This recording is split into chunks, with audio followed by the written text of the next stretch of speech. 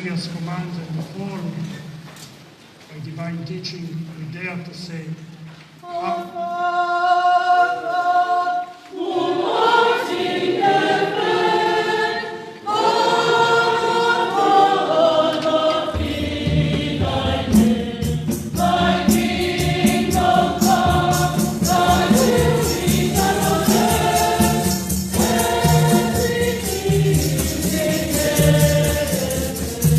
Give us this day our daily bread. Lord, in the heart and soul, my soul.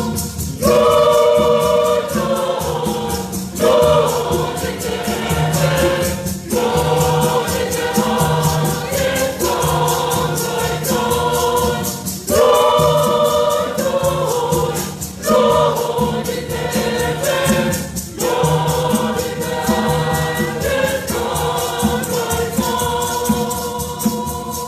Forgive us our trespasses, and forgive those who trespass against us. And lead us not into temptation, but deliver us from evil. Lord, Lord, in the heaven.